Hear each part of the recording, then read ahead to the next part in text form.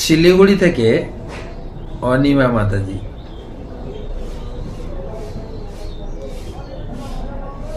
হরে কৃষ্ণ মহারাজ, দণ্ডবত প্রণাম। মহারাজ, ভগবানকে ধন্যবাদ জানাবো কেমন করে? এ বাবা, দারুণ প্রশ্ন তো। আপনি যদি কারোর কাছ থেকে কিছু পান, কিভাবে ধন্যবাদ জানাবেন? স্বাভাবিক বলো, দাদা নমস্কার, খুব ভালো, তুমি যা উপকার করেছো না, আমি তোমার এই উপকারের যে কি প্রতিদান দেব আমি জানি না, এইটুকুই বলুন না।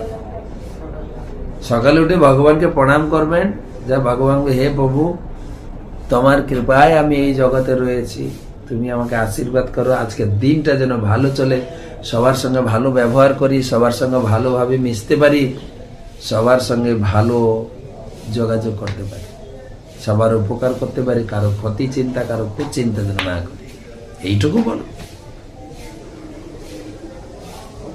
যেভাবেই ভগবানকে ধন্যবাদ দিতে পারি দিন। আর সব থেকে ভালো হয় গীতার, ভাগবতমের বিভিন্ন প্রার্থনা শ্লোক পড়ে ভগবানের সামনে স্তুতি করবেন। আমারও তো প্রতিদিন খেতে গিয়ে ভগবানকে ধন্যবাদ দিই। কৃষ্ণ বড় দয়াময়, করিবারে জিহ্বা জয়, সপ্রসাদ অন্ন দিলা ভাই, প্রতিদিন প্রার্থনা করি।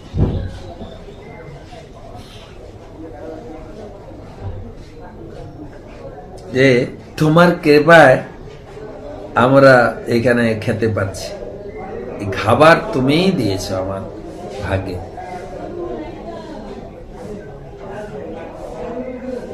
শান্তনা মাইতি, হরে কৃষ্ণ মহারাজ, ভক্তিপূর্ণ প্রণাম আপনার সেই চরণে। আমার একটা প্রশ্ন, জগৎগুরু প্রভুপাদ সারা বিশ্বে হরিনামের বীজ রোপণ করেছেন, হাজার হাজার মানুষ, সাধু, গুরু, বৈষ্ণব ও মহারাজ স্বয়ং ভগবান কৃষ্ণের নাম সংকীর্তন ও প্রচার করেছেন, তবু কেন মহারাজ জড় বাসনা বাড়ছে? তাহলে কি ভগবানের নাম সংকীর্তন ভেজাল হচ্ছে? এই ধরাধামে রাধা মাধবের যুগল মূর্তি স্থাপন ও পূজা করে, পূজা কবে থেকে কিভাবে শুরু হয়েছে? অনেক প্রশ্ন, আপনাকে একবার বলেছি একটা গুছিয়ে প্রশ্ন করবেন, দু তিনটা প্রশ্ন না করে, তাহলে আমার পক্ষে উত্তর দেওয়া সুবিধা হবে। আপনি বলছেন যে সারা বিশ্বে কৃষ্ণ নাম প্রচার হওয়া সত্ত্বেও জড় বাসনা বাড়ছে কেন? আপনি দেখবেন যারা কৃষ্ণ নাম করছেন, কৃষ্ণ নামের আশ্রয় গ্রহণ করেছেন, তাদের ভিতরে জড় বাসনা কমছে, কৃষ্ণকে প্রাপ্তির বাসনা বাড়ছে, এবং কৃষ্ণ প্রাপ্তি হতো যে সম্পদ লাভ করছে, যে আনন্দ সুখী জীবন লাভ করছে, এই জড় বাসনা তাদের কাছে তুচ্ছ হয়ে যাচ্ছে।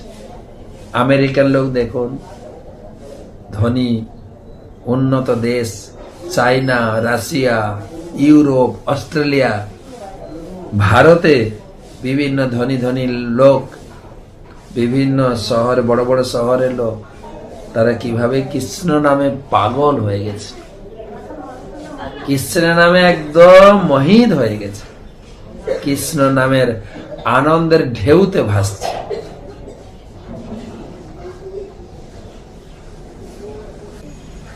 সুজিত পাল, ধন্যবাদ প্রণাম মহারাজ। যে ব্যক্তি তার মন ও ইন্দ্রিয়ের দাস, তাকে কি বলা হয়? গোদাস। যে মন ইন্দ্রিয় জয় করেছেন তিনি হচ্ছেন গোস্বামী, আর যিনি জয় করতে পারেননি তাকে বলে গোদাস, ইন্দ্রিয়ের দাস।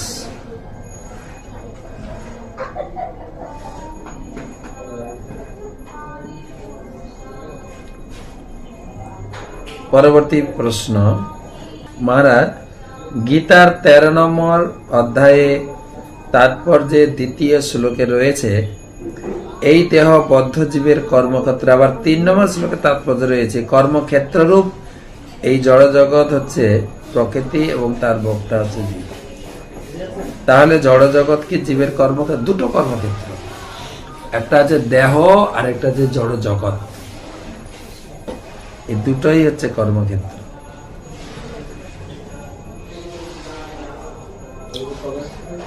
ভবেশ সর্দার, উত্তর 24 পরগনা, ভবেশ সর্দার। হরে কৃষ্ণ প্রভু, দণ্ডপত প্রণাম। আমার একটা ছোট্ট প্রশ্ন, আমি ভগবানের সঙ্গে কিভাবে সম্বন্ধ করব? কৃপা করে জানান। এখন প্রাথমিক সম্বন্ধ হচ্ছে আমি দাস, প্রভু, ভগবান আছেন প্রভু, প্রভু ভিত্তের সম্পর্ক। এইভাবে আমরা যখন প্রভু ভিত্তের সম্পর্ক হয়, তার কাছে আত্মসমর্পণ করব, যা খাবো, যা পড়বো, যা চিন্তা করব, সব ভগবানের কাছে অর্পণ করব।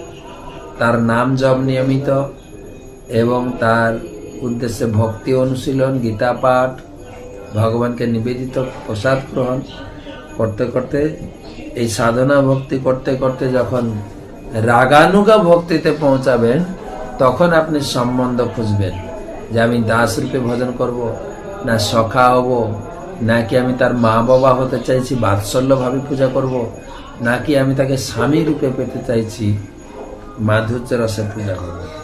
এটা পরে, আগে প্রাথমিক স্টেজটা আমরা পার করি।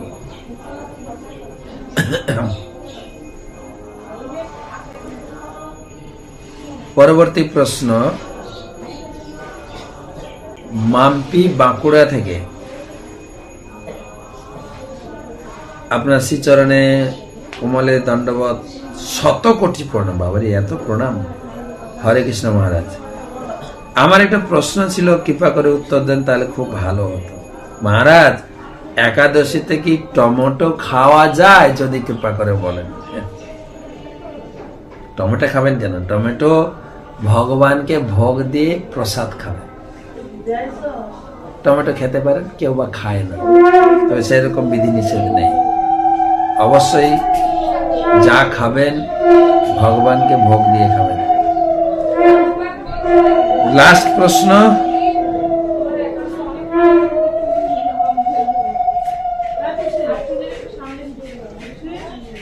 সুরভি গোপিকা দেবীদাসী,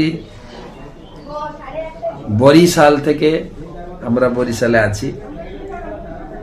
মহারাজ, আপনার রাতুল চরণের জয় হোক, রাতুল চরণের জয় হোক।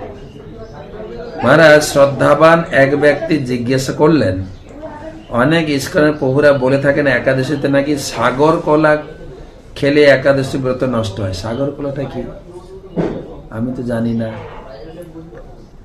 তাদের বাড়িতে যে তারা তা পাননি এবং বলেছেন ভগবানের পূজা সেবায় সবরই কলা ছাড়া অন্য কোনো কলাই চলে না।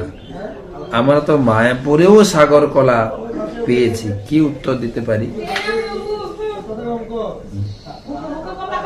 যে কোনো কলা ভগবানকে ভোগ দেবেন, প্রসাদ পাবেন। বেশি কুটিনাটি বিচার না করে একাদশী করুন ভালো করে।